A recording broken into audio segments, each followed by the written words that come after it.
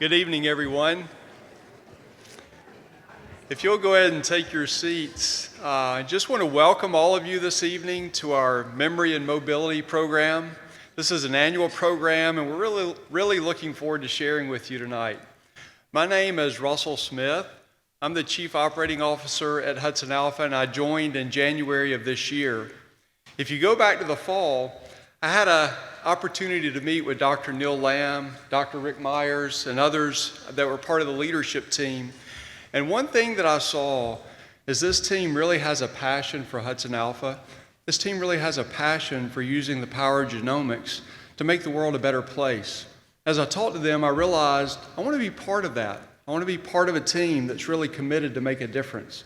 So I'm so honored to be here tonight as part of HudsonAlpha and to be able to be here and share with you tonight. Tonight's program is on neurodegenerative disease, and that topic strikes close to home for my wife and I. Through my wife's family, we've seen firsthand the impact of Alzheimer's on our loved ones. Many of you here tonight may also have similar experiences where you've seen through loved ones or family members or friends impact of neurodegenerative disease. We've got a team of scientists here tonight that have literally dedicated their careers to making a difference in the study and the research of Alzheimer's, dementias, ALS, Parkinson's, Huntington's disease. So I'm really looking forward to hear what they're going to share with all of us this evening. I know they're going to do a fantastic job. But before I turn it over to them, I also want to give a special thank you to Twickenham Advisors. Twickenham Advisors has been a sponsor of this event for many years, and it's through their generous sponsorship that we're able to offer this event for free. And so I really want to thank them, and I'm going to take a moment to introduce Rob Warren. Rob is a partner and wealth advisor at Twickenham Advisors, and I'm going to invite Rob if you'd like to say a few words.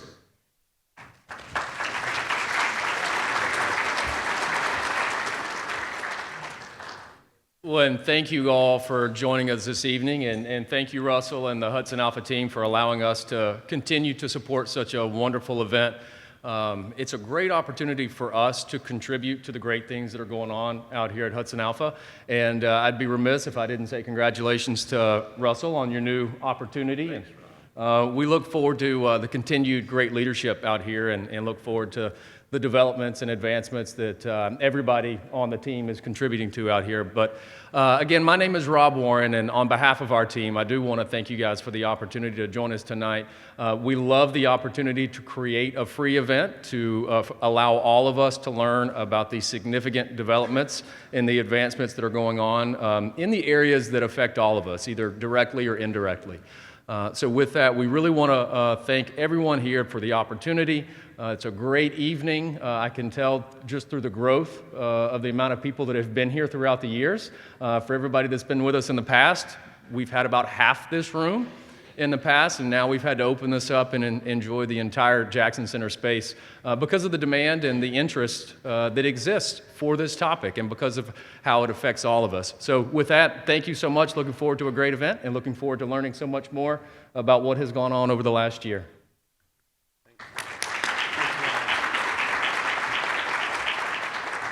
Again, thank you to Rob and to Twickenham Advisors. And now I want to introduce Dr. Sarah Sharman. Sarah is going to be the host for our event tonight. Sarah is the manager of our research communications, and she has been such an instrumental part in pulling this program together along with our team of scientists. And so I know they've got a great program in store for all of us. And so with that, I'll turn it over to you, Sarah. Thank you.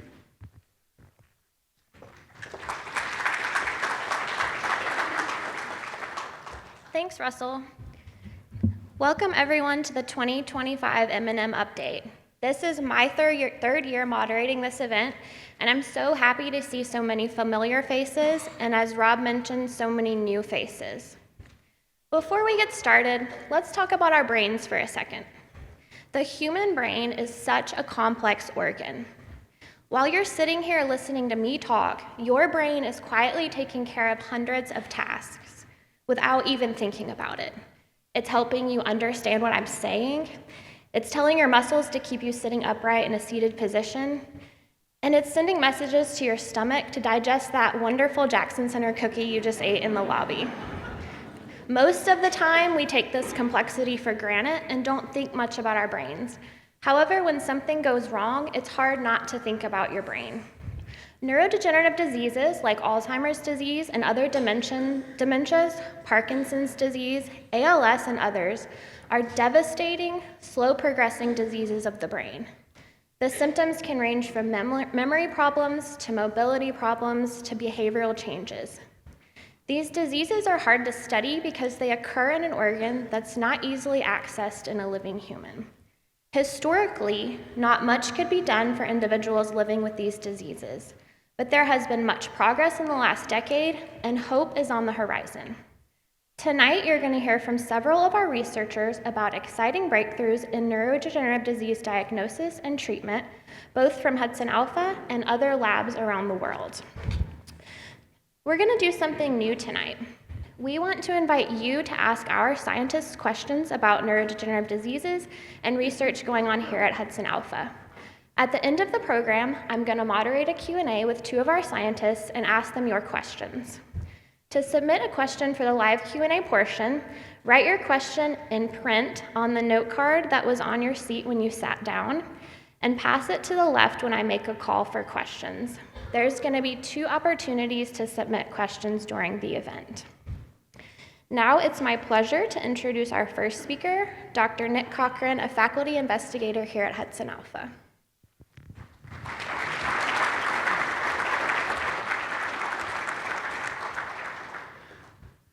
Good evening, everyone.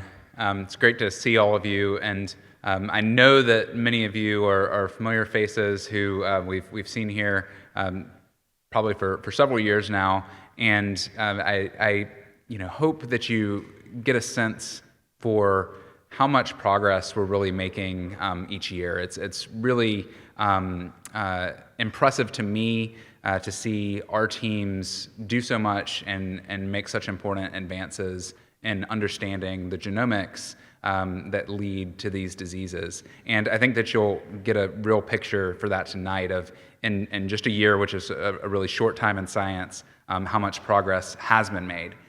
So what I'd like to do is set the stage by, you're going to hear some specifics about some of the things that are going on here at HudsonAlpha, but to back up a little bit to the state of the field and the progress that we've made over the past year, with some specifics in mind that are informing what we're working on here at HudsonAlpha. So some of you have heard me talk about before that there's these key pathologies in the brain and that are associated with these diseases. And the way that I think about, as a scientist, how to start on any problem is to consider how it presents. So what happens that we can see as a part of that disease, and that can be how it presents by phenotype. So what kinds of things does the person do? Or maybe post-mortem, we can do an analysis and look at their tissues and say, what's different here? For neurodegenerative diseases, what that looks like is these key proteins that aggregate into clumps in the brain. The other way that we can think about science as a starting point is genetics. This is what got me excited about genetics when I was going through my training, is that there's very few things in science that you can really just pin to and say, this is something that I know is true. And genetics is one of those things, because we have something from birth that affects the trajectory of how we move through life, sometimes in a very profound way, sometimes in a subtle way. And because of that, we can use genetic information to say there's these established statistical associations between certain genetic changes and risk for certain diseases. What if we could put all of that information together, right? I think that's something that would be really valuable, right? And that's what the field is trying to do now. We're trying to think about those pathologies and genetics and those phenotypes, and sometimes you might hear that referred to as phenomics, so measuring all of the things that we can about a person. And sometimes that's about measuring key biomarkers, and that's a real advance. And I've got one slide that I want to show you, then I'll walk you through the details of. So if you look at the slide, I don't know if I've got a pointer, maybe not. But what you're looking at here are curves from years And so you'll see on the left side, on that bottom axis, minus 30. So this would be 30 years before disease onset. Let's say that someone developed dementia at the age of 80, so that minus 30 would be at age 50. So at that initial point, there's no abnormalities. There's nothing on that up and down y-axis that's changing yet. But what happens over time is that starts to change. Now you'll notice that 0 time point, that would be the time when you're finally like, you know what, we've got to go to a neurologist, there's really something going on. I'm just use Alzheimer's as an example, although we're studying all of these important diseases here at Hudson Alpha. And so let's say for Alzheimer's, this is when you present to the memory clinic at age 0 there, many of those things, you can see those curves have changed and already risen to a maximum. So we know this is something that happens, this is something the field has learned through lots of really impactful studies over the years. And one of the earliest changes is this marker called phospho-tau 217. That's a very specific thing, but you'll see that tau shows up on lots of those. You may remember that we study tau here extensively and the gene that codes for tau. But that earliest marker, phospho-tau 217, that's really important because it's an early marker that we can detect before symptoms start. The other thing that's really important is that we can detect it from a blood test. And the final thing that's really important is that if you've heard me talk about this is going to be ready, it's going to be ready, it's going to be ready soon. I promise it's going to be ready soon. 3 weeks ago, the FDA approved a plasma test for measuring and detecting Alzheimer's disease. You may have seen this in the news. There you go. Yes, thank you. And that's not applause for me. That's applause for the field, by the way, because I had very little to do with that particular finding, but it's a very exciting finding, and that's true.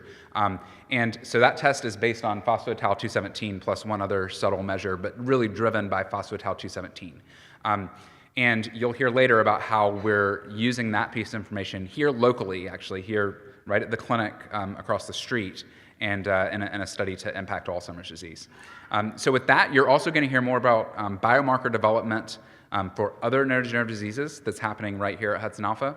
And this is all things that have really developed a lot over the past year since what you heard last year. So with that, I'm going to hand it over to Dr. Myers to expand a little bit on some of the background before we get into some of the specifics from other folks.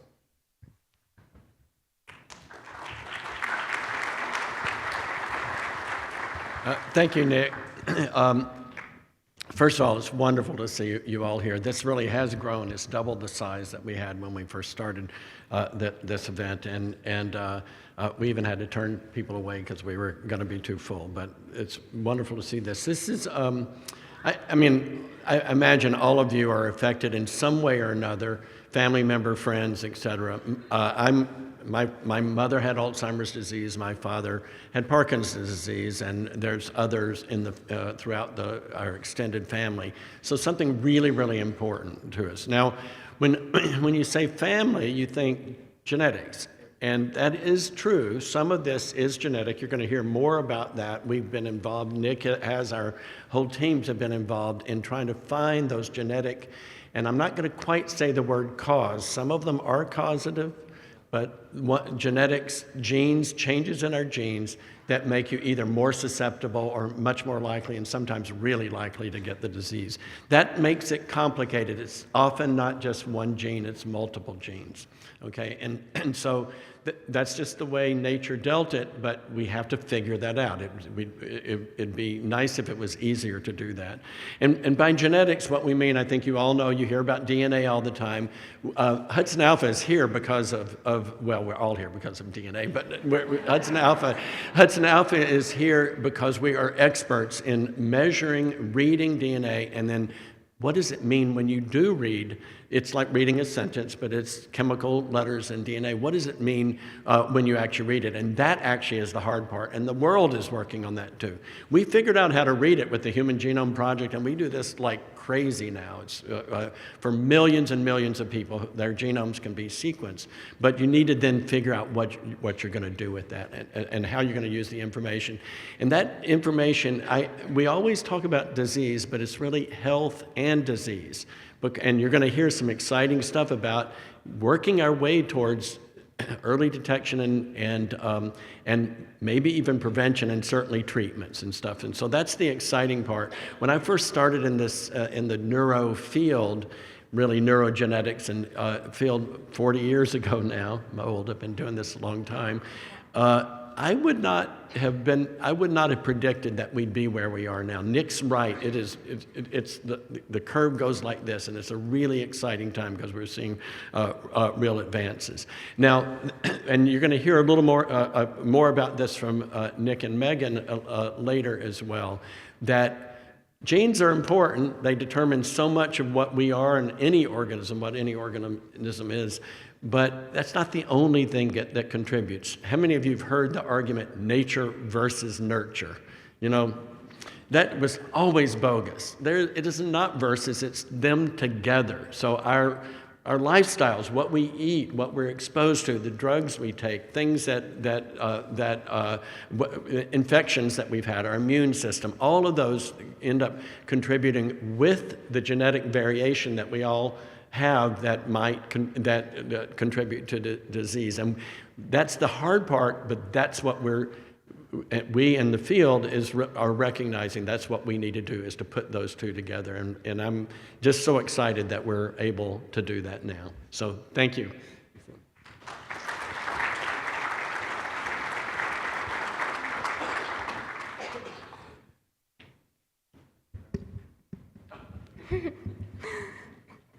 Thanks so much, Nick and Rick, for really laying the field for the rest of the program. If any of you had a question pop in your head and you wrote it down on your card and want to go ahead and pass that to the left, we're going to go ahead and pick up some of those cards now. So this is my third M&M event that I've been involved with, and we really try and keep the program different every year so that we can teach you guys new things and provide you updates in fun and exciting ways. Tonight, I'm excited to introduce you to a new format we're using. You're going to hear some quick research updates from 3 other scientists in Rick and Nick's labs. So first up, I would like to introduce Dr. Jacob Loupe, who is a senior scientist in Rick's lab, and he's going to talk to you a little bit about transcription factors in the brain.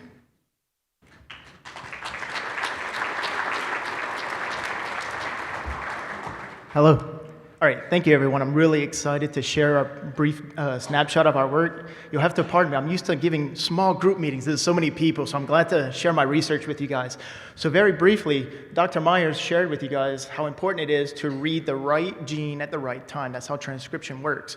And this leads to a phenomenon that we have to come to grips with, and that is we all have so many different cell types in our body, and we all started as, just a few cells, and they all have the same genetic code, but from the same genetic code, many different cell types arise. So how does that happen? And one of the key ways that that's regulated in our body is through transcription factors. Now, transcription factors are proteins that your bodies make, and I like to think of them in this diagram here as like keys. They can recognize very specific parts of your DNA, and those DNA where your genes are held. And if you have the right transcription factor in the right place at the right time, it'll turn on a gene in a very specific and regulated manner.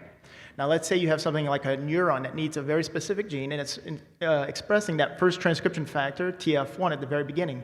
It can recognize that little lock there and turn on that gene, but that gene can then go on and propagate and make more copies of a new gene, like a new transcription factor, that can then go on and recognize its specific targets.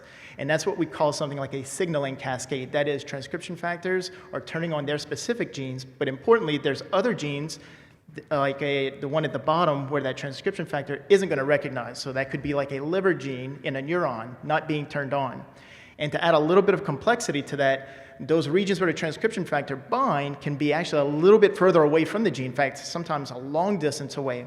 And the reason why that's important is because it can make it kind of complicated to show where a region of our DNA is actually implicated in in what gene it actually regulates. So what's important for us is that Dr. Myers and his team has been looking at this for years and studying this in cell lines that you might have heard grown in a dish. But what was really important is for us to understand this in in the most biologically meaningful way possible, and that is in looking at actual brain tissue derived from postmortem samples.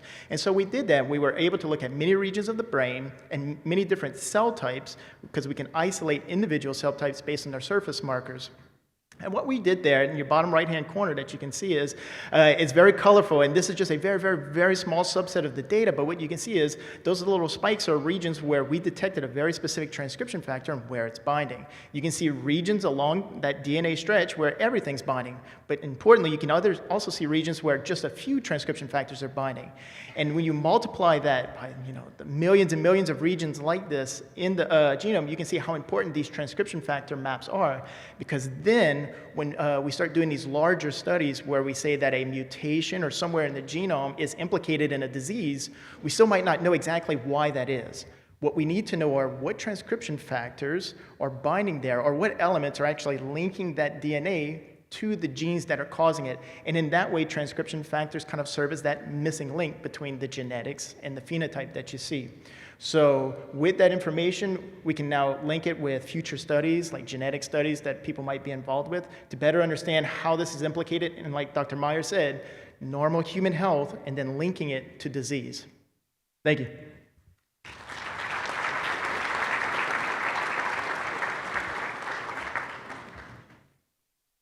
Thanks, Jacob. Now I would like to welcome Dr. Becky Hauser, a postdoctoral associate in the Cochran lab, who's going to talk to you guys a little bit about tau.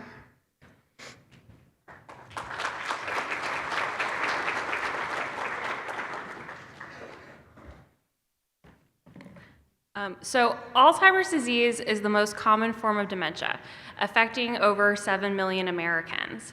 And in Alzheimer's disease, this protein called tau gets tangled up with itself, leading to the death of neurons, the cells in your brain. Recently, interest has been gaining in reducing tau in the brain as a potential therapy for Alzheimer's disease. But first, we need to understand how your cells regulate the amount of tau in your brain. I study these genetic regions called enhancers that are regulatory elements in your genome. They act as knobs to fine-tune levels of gene expression. I've been working to identify where in the genome these regulatory elements are, and what I found is a new enhancer for tau that no one else has previously identified. This new region could be used for future therapies that target tau. But no one has the same DNA as you. Everyone has a DNA sequence unique to them at these gene enhancers.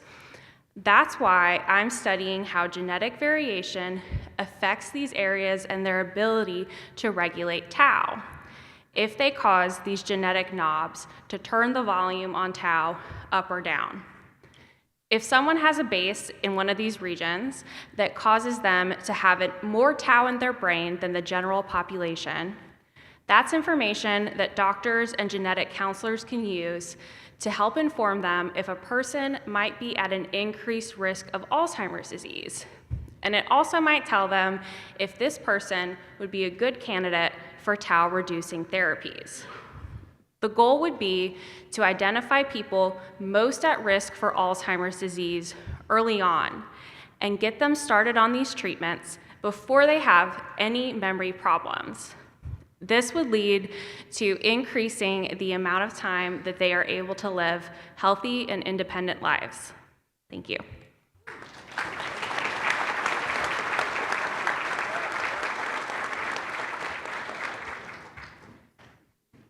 Thanks, Becky. Last but not least, please welcome Dr. Ben Henderson, a senior scientist in the Myers lab, who is going to talk to you about biomarkers.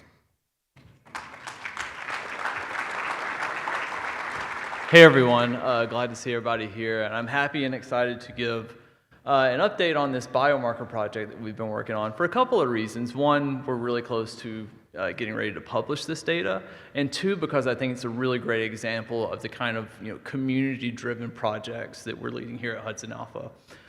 So Nick and Rick talked a little bit about biomarkers, and typically we think about biomarkers in the sense of you go get your blood pressure checked or you get your cholesterol checked at the doctor every year, just to kind of establish a baseline picture of health. Well, when we think about biomarkers for neurodegeneration, we want to think about it in terms of early identification or stratifying patients, based on how far along they are in disease or who may be more responsive to potential therapeutics.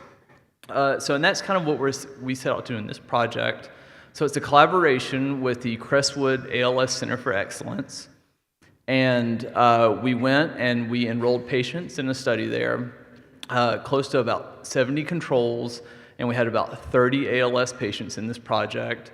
Those patients gave blood that we then brought that blood in. We got the plasma from the blood, and we extracted the nucleic acid from the blood. In particular, we are looking at RNA biomarkers. So we think about DNA, RNA, and then protein as it's kind of classic dogma of molecular biology. We're really interested in these small RNA species, and they're called small RNAs just because they are physically small. They're very short sequences of nucleic acid. And so we perform sequencing on that, and then we use machine learning to go through that sequencing data to identify what we consider to be an optimal classifier of ALS status in this cohort. So doing so, we settled on one actually species in particular, which was really interesting because it was such a strong signal we were seeing in the sequencing data, and it's actually this small RNA species that is associated with muscle degeneration, which is one of the key symptoms in ALS is you get this muscle degeneration. Like any good biomarker study, you then have to validate what you see from the sequencing. And so we use this really cool technology. It was actually the same technology we used to measure COVID in the wastewater. So it's this really powerful thing that takes your one sample and it actually splits it into like tens of thousands of different samples. So it really enhances, how powerful this approach is to detect things that are in really small quantities in the bloodstream. And so we first went back, and so this is some of the data here. You can see Crestwood Discovery cohort there. We measured the expression of this biomarker in that cohort, and then we again used a machine learning approach to set this threshold that's represented by the red dot and the dashed line, and that threshold represents the optimal level of expression of this biomarker to distinguish ALS from control. So that was great, but we need to validate that further, right? So we got an additional cohort of samples from the Northeast ALS Consortium. It's called NEALS. It's run out of Mass General Hospital in Boston. And so we got more samples from them. We did the same thing. We measured the expression of this biomarker in that cohort, and when we applied that same threshold, that same cutoff, you can see that we got really great performance in identifying ALS versus controls. We were very excited about this. So more so than just being able to separate cases from controls, we want to see how specific this biomarker is to ALS. So we have another project going on at the Smith Family Clinic for Parkinson's disease. We're trying to do the same kind of work in Parkinson's disease. So I was able to use those samples to then validate what we say is the disease specificity of this biomarker. So I measured the same expression in the Parkinson's disease cohort, and we can see there none of those Parkinson's samples are getting past that threshold of identification, really hammering home here that this biomarker is specific to ALS, and it does a great job at identifying ALS. So this is some really cool data. I'm really excited to share it because this is, like I said, what we want to do with Parkinson's disease as well. So at the clinic, I think we have enrolled about 136 patients in our Parkinson's study so far. We're very excited about that.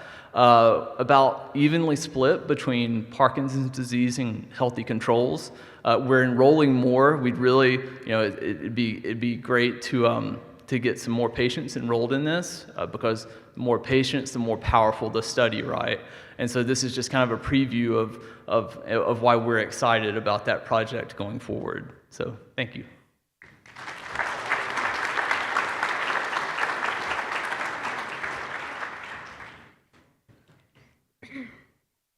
Thanks so much, Jacob, Becky, and Ben, for sharing those amazing updates.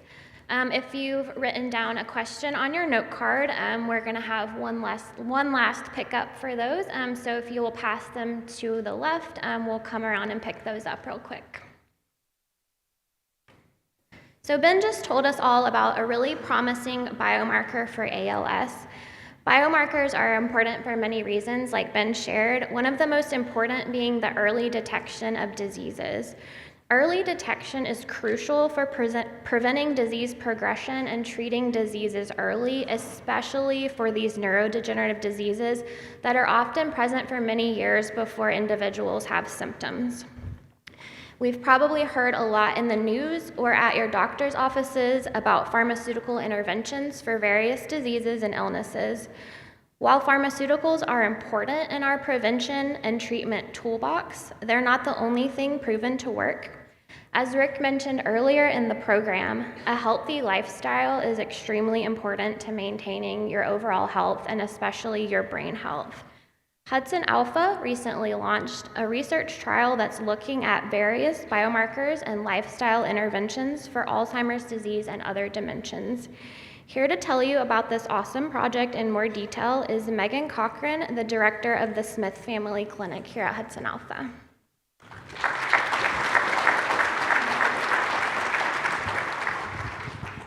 Thanks, Sarah, and really excited to be here with you all. Thank you so much for being here tonight. So as Sarah just spoke about, there's this intersection between the risk someone is born with, our genetic risk, and then what happens to us during our lifetime. Rick talked about it earlier. What type of exercise do we do? How do you eat? How do you sleep? How do you manage stress? There are all these factors that we know contribute to our risk of disease.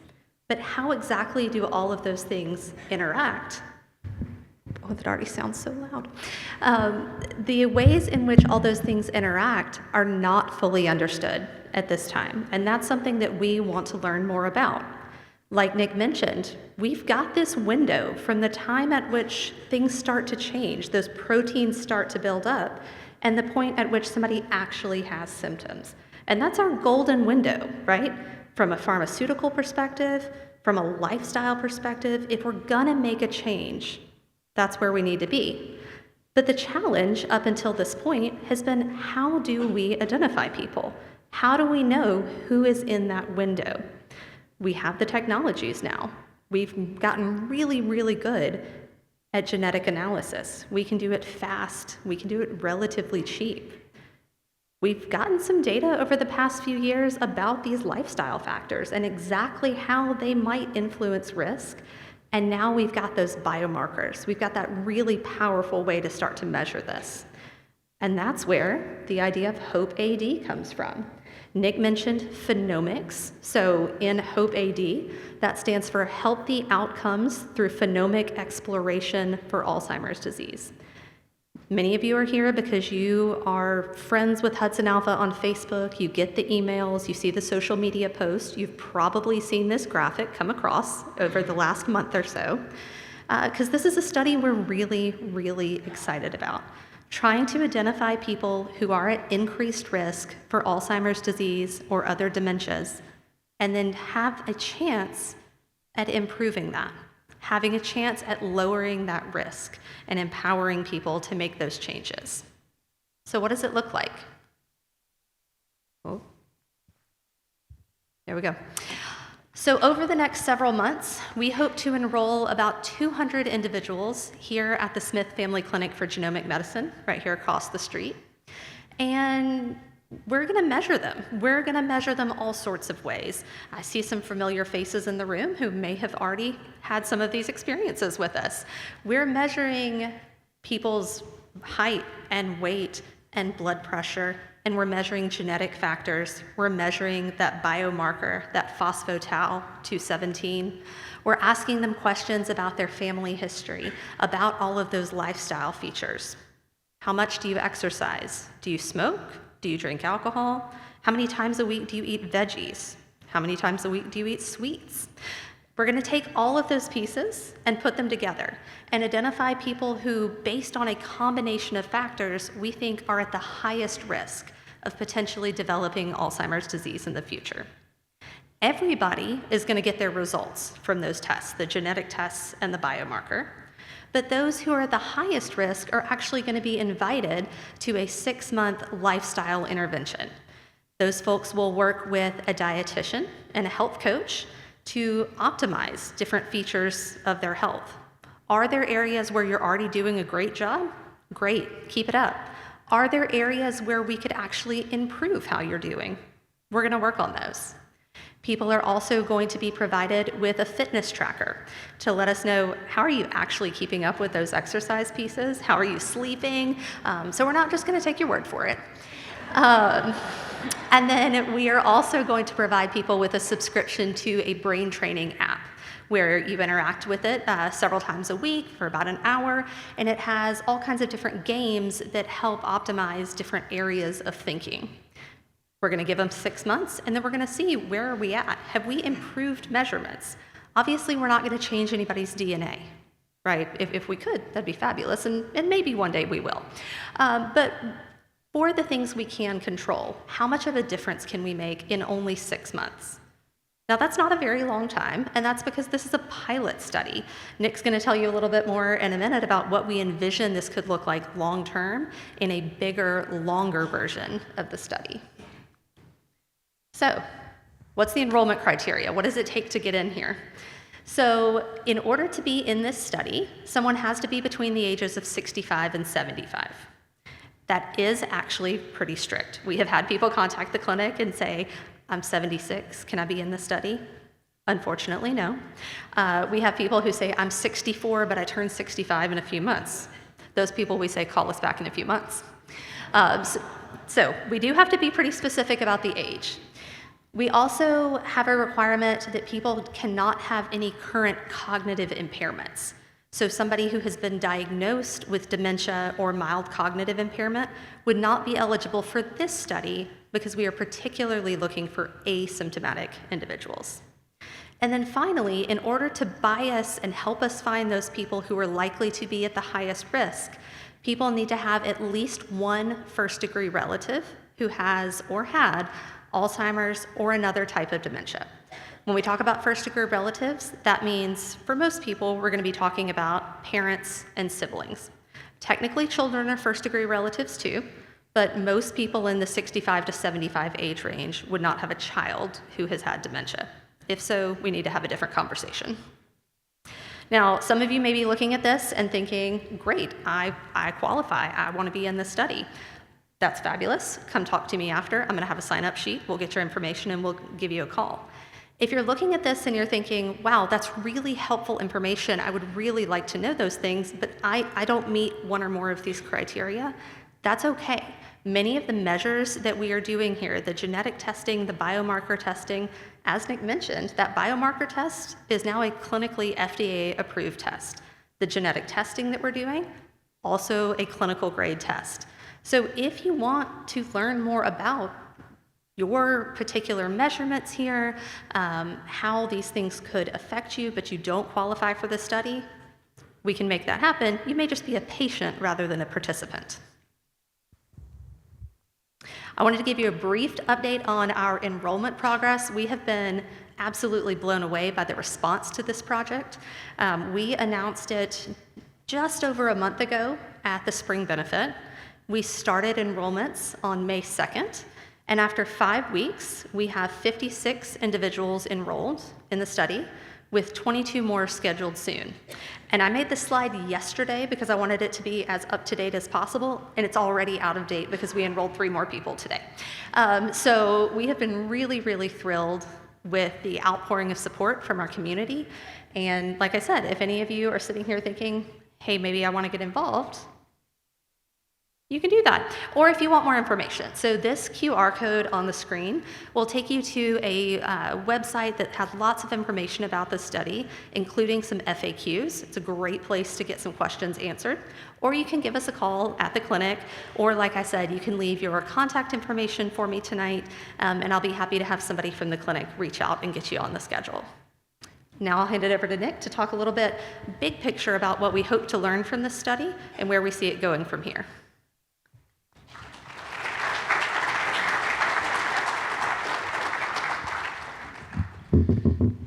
Okay, so now everyone can see firsthand why she is my better half. We do happen to be married. So Meagan's amazing at leading the clinical implementation of this project. And I have the privilege of being able to think about where this could go next. And I'm very excited about this because I really do feel like it's a way for us to leverage the knowledge that we have on genetics and genomics. You heard about the basic science work that we're doing on biomarkers, on tau, on transcription factors. So if that knob is those enhancers that Becky was talking about, the transcription factors would be the fingers turning that knob. So all of it is related to what we're trying to understand and how we're trying to make an impact on our population. Many of you are probably well aware of this, but Meagan mentioned the lifestyle factors. We don't do the best job in Alabama and in the South in general at lifestyle factors. Now there's some subtle laughter and subtle, maybe I don't do that, and I feel the same way. There's things I could do better, and that's what we want to get the message out to our population for that. Also, if you're at high risk, there's therapies on the horizon now. You may have heard about these in the news the past few years, that if caught early enough, there are therapies for Alzheimer's disease. We hope that goes the same way for other neurodegenerative diseases as well. So with those two things involved and other things coming down the line, you may be familiar with our Information is Power initiative, right? Looking at cancer risk. This is what we're trying to do for neurodegenerative disease. So we're aiming to do this for 200 people. You can see it's very popular. Just after a few weeks, we're already over a quarter of the way to our enrollment goal. It's going to fill up fast. So what happens then? And that's with very little advertising. We've not been, doing a lot. We could do a lot more to get the word out about this. Now, the next thing I'm going to say, you're going to say, wow, that seems like a stretch based on what you're doing right now. What I want to do is screen 10,000 people in the state of Alabama, in the Tennessee Valley area, in the Wiregrass, North Florida area, for these diseases based on the rubric that we developed. Now, why do we need to do that? What Meagan mentioned is that we're screening 200 here to get 50 that we're enrolling in a trial. So to get a tangible number of people to do a clinical trial that really has an impact, a randomized trial that we can say these lifestyle interventions in a deep South population really moves the needle, we need big numbers. That means screening many thousands of people.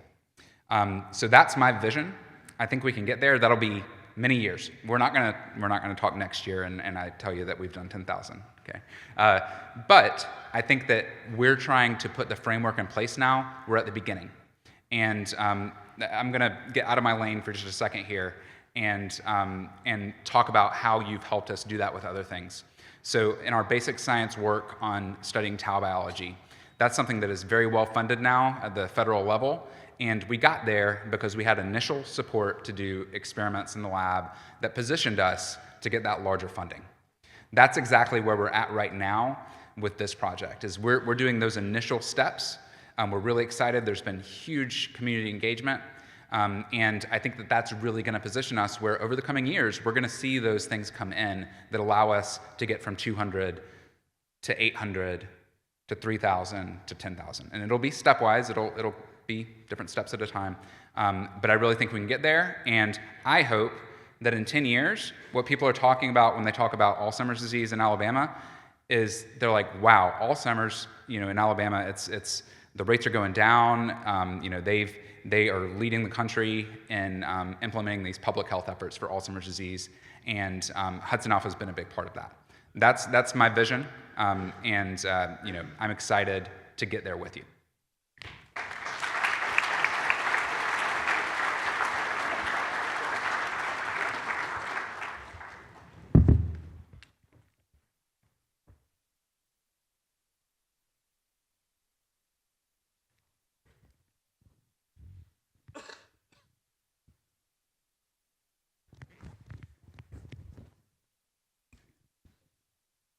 All right, as promised, we are now going to have a little audience Q&A with Rick and Nick. So let's see how much y'all challenge them tonight.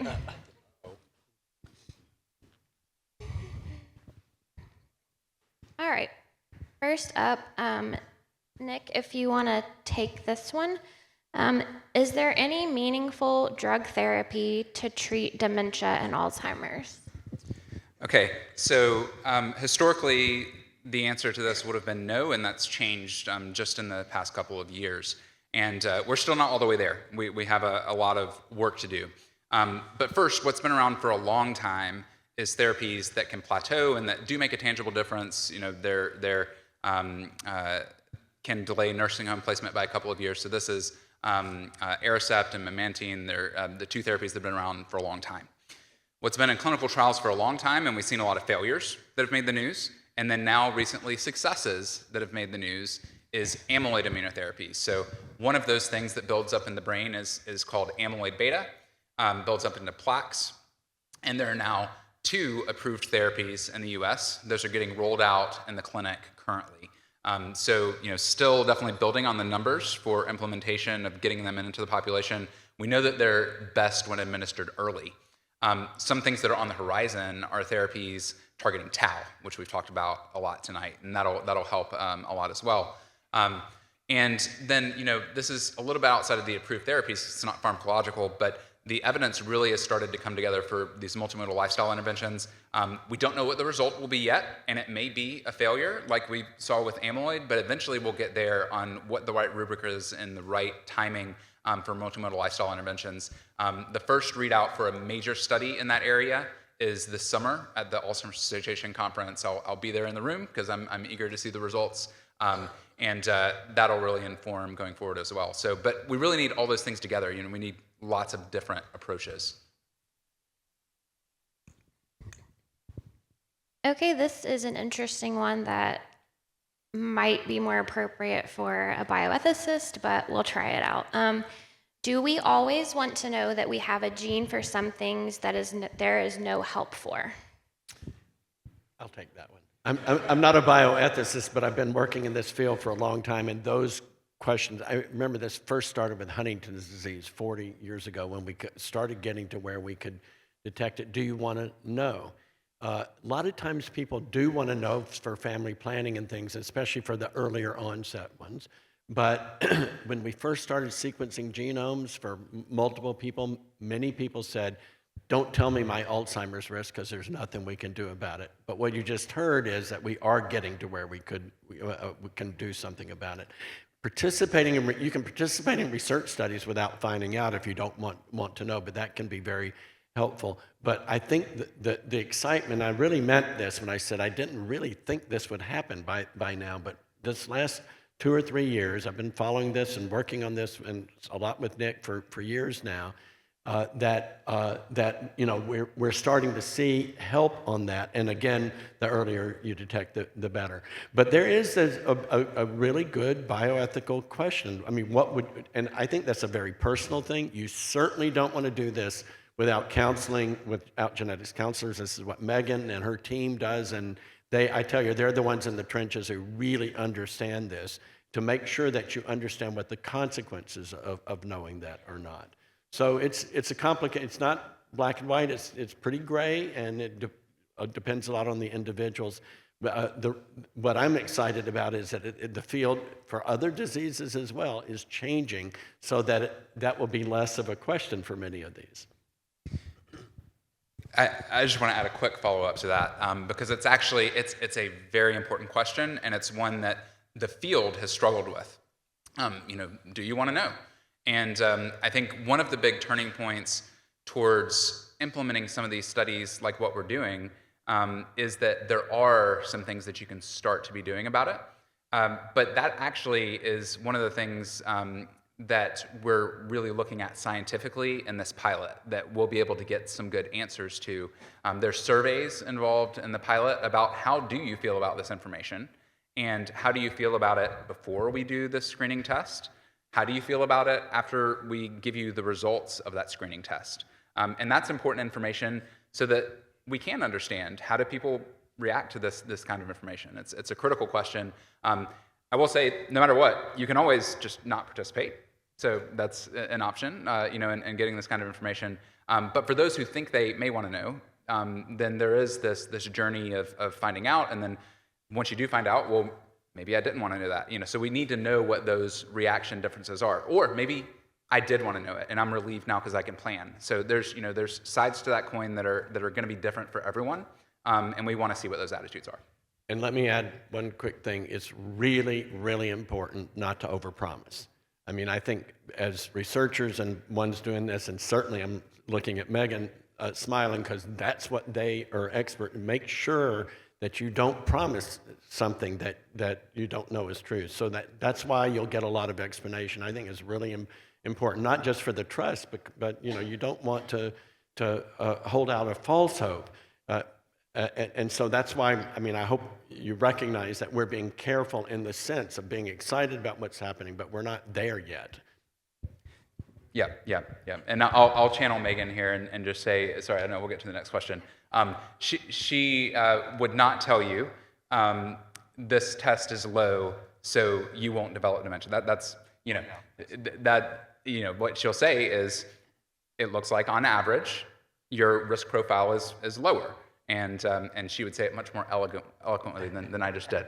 But absolutely, because there's lots of unknowns still scientifically, and lots of things that go into it. We're working based on averages scientifically, right? And what we can measure previously and apply, but everyone is different, and there are some factors that we may miss for any particular person. So staying along the same lines, could one of you discuss modifiable factors that can decrease the risk of Alzheimer's and dementia or protect against some of the symptoms? Sure. And didn't mention. Yeah. So modifiable factors. We've talked about this a little bit, so far. This multimodal lifestyle interventions. What does that mean? So we mentioned diet, exercise. Most of it is not profound. It's what your primary care physician and what your cardiologist has probably already been telling you for years, but it's about consistency and implementation over a long period of time, because age is an integrator, right? So our exposures overall, our entire lifetime, is what aggregates to give risk for these age-associated diseases, right? And it's not the only factor. You could do everything right. You could really be on top of your health and still develop these diseases. There's lots of things that are trump cards here. Sometimes genetics is one of those.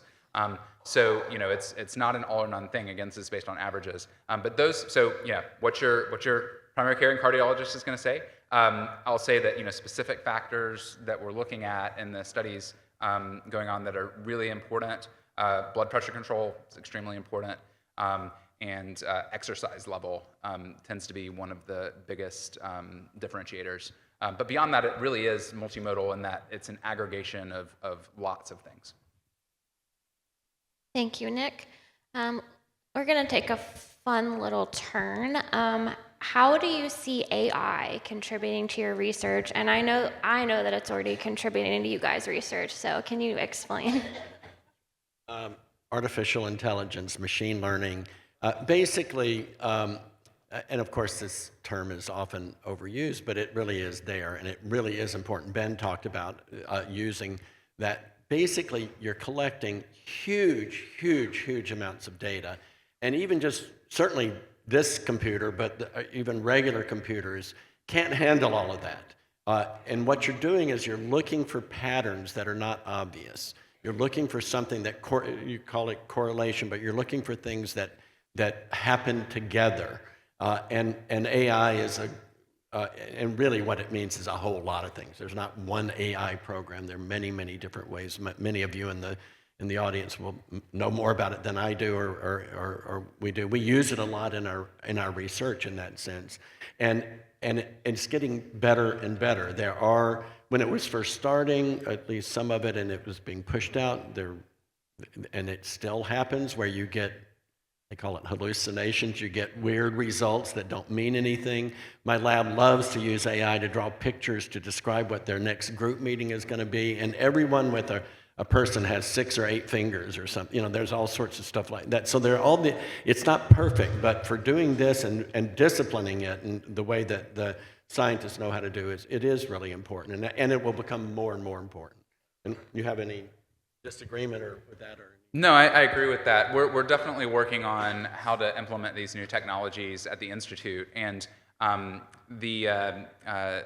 think it's these models are great at some things and not so great at others, and so we just have to be careful and kind of check their work. So our person who's helping to implement this described it to me as, treat it like a talented but over-eager intern. So they they want to make a difference, and they're going to give you an answer. They are going to give you an answer, but you better check it to make sure that it makes sense. So, but no, it is a great tool, particularly in when we use it on computational code. It can be very good at that sort of thing, on summaries and things like this. So, a lot of room for improvement in all fields. But certainly something that we're keeping on top of. I would now like to move into the portion of questions that are, I saw this in the news. Has it truly been established that tau tangles cause dementia? For a while, it was suggested they may appear as a result of some other process, or that they're a symptom rather than a cause. Yeah, so this is a great question. So the question is, do tau tangles cause dementia, or are they a result? You could ask this at a scientific conference and probably be there all week with people giving you different opinions on that. Generally, I'll give you kind of the consensus. The answer is kind of both, but the probably most generally agreed on is that it's probably smaller versions of the aggregate that are on their way to the big version of the aggregate that do the most damage. So not in the endogenous state where it's a single protein, but in a small group where it wreaks the most havoc. Now eventually those large aggregates may have an effect, but it's not static. So the other example you can think of is a bit like a hoarder's house. So if you know someone who, or maybe I'll use a kinder word, a collector's house, right? So someone who really likes to collect things, and so if they aggregate things, then at some point they have a system in place, right? Where maybe they have a barn that they keep things in, or maybe it ends up in the main house, but there's piles that are organized. And there's still paths to get where you need to go, but eventually that system breaks down, and now there's rooms you can't enter. There's damage that occurs. So the process eventually gets to a limit. What's exciting is that there's some interesting research over previous years that just like that scenario, these aggregates are not actually static. They're not tombstones. They are dynamic. They turn over. And so maybe you can remove some of those things from those collections and have a beneficial effect before the cells actually die. So yeah, it's the answer is kind of a little bit of both, but it's something that we actually debate scientifically. Thank you, Nick. Next question, also Alzheimer's disease, that's popular tonight. I've seen recent studies suggesting the gut microbiome could play a role in Alzheimer's disease. Is this in combination with genetic changes, or is this an entirely separate hypothesis? Okay, yeah, so the gut microbiome and connection to disease and connection to genetics.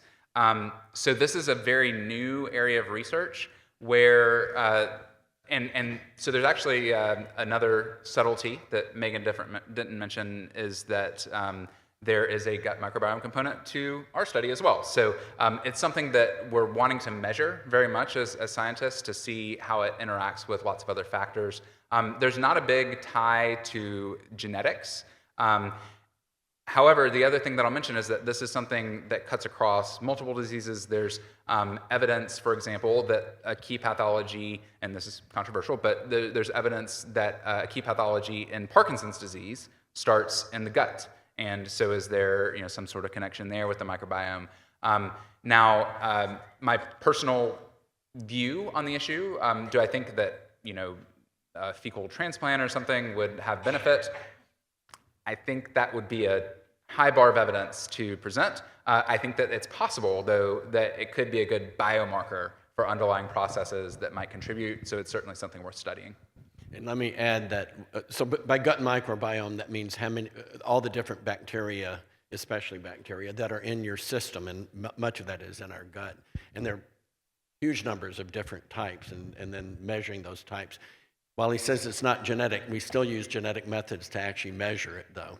Or that's one of the main things, is by collecting the bacteria and breaking them open, get their DNA out and sequence them, and that's how you figure out. So a lot of that technology is stuff, I mean, we have done some of that here, and a lot of that technology is somewhat similar to what we do in the other parts of our work. Okay, we've got one last question, and I'm gonna add on a question to the question, so be ready. The question is, will there ever be a cure for Alzheimer's disease? I think we can lump in most of the other neurodegenerative diseases, but in answering, if you could also maybe tell us what both of you are hopeful for in the next 3 to 5 years in the field as well. So I remember saying, do we have a cure for cancer? Cancer is hundreds of diseases. Even Alzheimer's itself is complex, multiple, so there might be different ways of treating the different subtypes. We don't know that yet, and it might not be. I'm actually optimistic because, for one thing, the technologies have changed. We've been here for 16 years now, and I can't believe where we are now from when we first arrived at HudsonAlpha. The new technologies about being able to edit genes, about being able to grow human cells in culture and differentiate them into any kind of cell type you want to actually be able to study and do these things. The way that drug development and AI and all of those things contributing to it. So, and I'm generally an optimist, but as I mentioned, I've wondered whether we would get there, and we are definitely starting to see it. And there are ways that right now I can imagine we've even tried to work on some of the ways of shutting down the bad gene, for instance, not by editing it, but by shutting it down. Something like that has worked in some rare diseases a little bit. That's just something that we can do and imagine with the technologies we have now.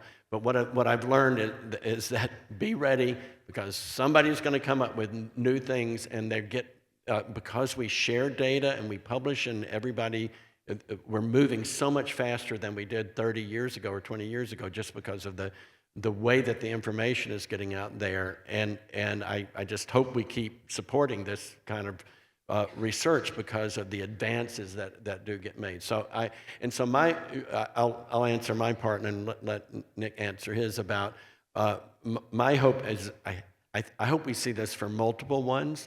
What's not been mentioned, but you may have heard us say this before, there's some similarity between all the neurodegenerative, or at least most of the neurodegenerative diseases. Neurons die. Many of them show that a particular protein aggregates, and that probably is what causes the neurons to die. And when neurons start to die, you don't replace them, and then they cause other cells to die, and that's why it ends up being such a difficult disease. I think the commonality is and the fact that we're learning that they're not all the same. I don't mean that, but the similarities I think will probably help in lots of these diseases, and that's my hope that we'll see that. I hope we see that in my lifetime. Yeah. So I'm gonna give an answer with some tangential examples for the first question, and then I'll tell you about the 3 to 5 year question. So for the first question, I am going to first say, so will there be a cure for Alzheimer's disease? I'm going to first say a definitive no, and then a yes almost. So the definitive no is this. What Rick mentioned is that the end result of these diseases is that neurons die. And something that is a hard truth is that is that once folks are to the stage of being well into the disease process, that can be when phenotypes are maybe at a relatively early stage, but when they're presenting to a clinic. And so we know that while we may be able to provide some relief through therapies, that at that point, these diseases have probably reached a point where they're going to continue at some rate.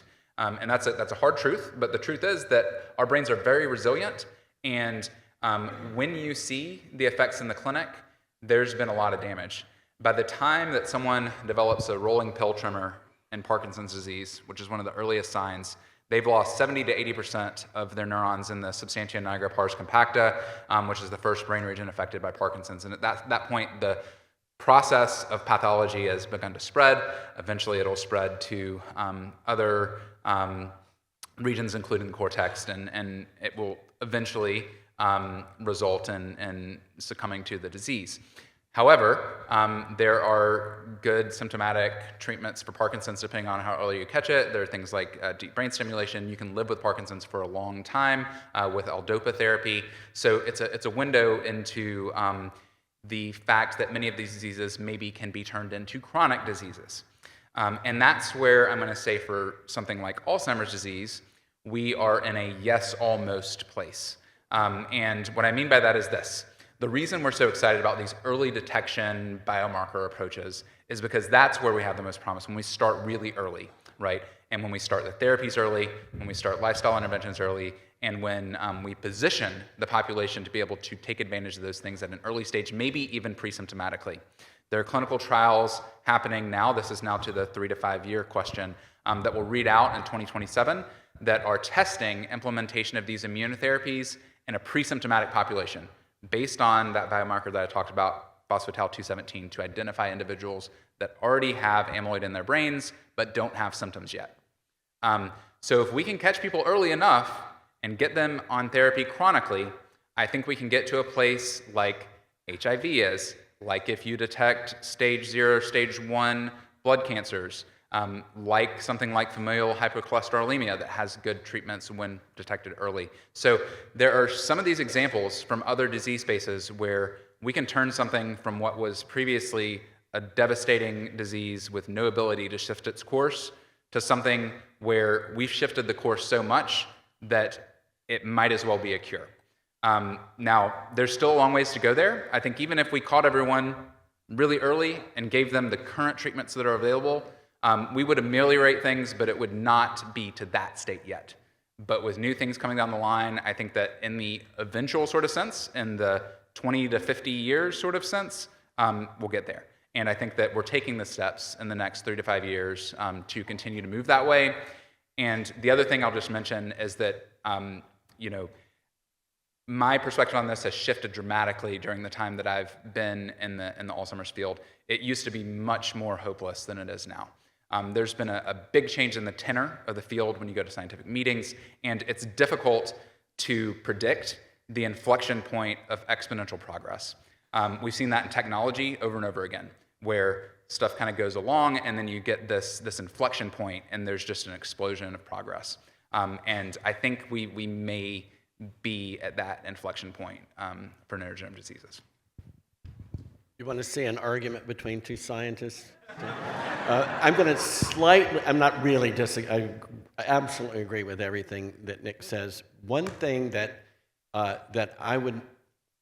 think we shouldn't be shocked if somebody does figure out how to reverse the damage. There is some hints about that in Huntington's disease, or at least in animal models of it, and the real key is do it early, so before all the damage is. So in some sense, you're talking about prevention there as opposed to cure or prevention via treatment. But humans are really innovative.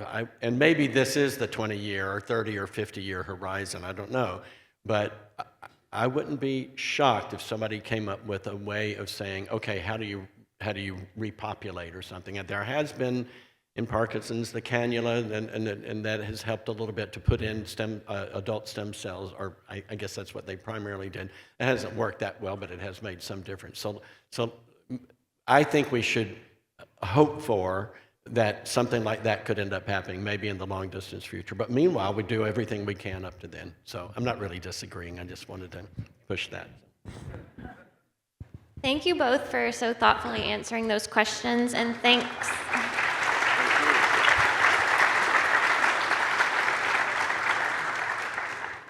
And thanks again to Ben, Becky, and Jacob for their research updates earlier.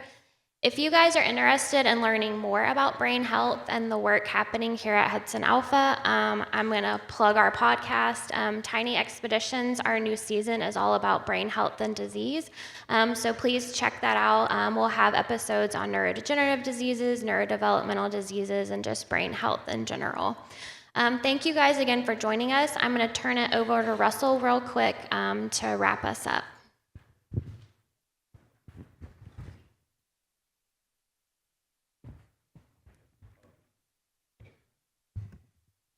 Thank you again let me see if I can raise that. There we go. Thank you again to Sarah, Rick, Nick, all of our team tonight for what you shared. I hope you guys see that the research that our team is doing is building hope. And I just wanted to share with you for a moment that the philanthropic gifts that you provide helps us to do things like you heard about tonight. It helps to fund the research. It helps to fund programs like Hope AD. It helps to be the catalyst that we have for, as Nick mentioned, he talked about how the philanthropy can help us do proof of concepts or studies that then can turn into grants. And so I know so many of you, just looking out at the crowd tonight, I'm sure so many of you have funded the Memory and Mobility Program in the past. And I want to thank you for that because that helps us advance our discoveries. I want to thank you for being able to give and support Hudson Alpha because truly your donations make a difference to what we do.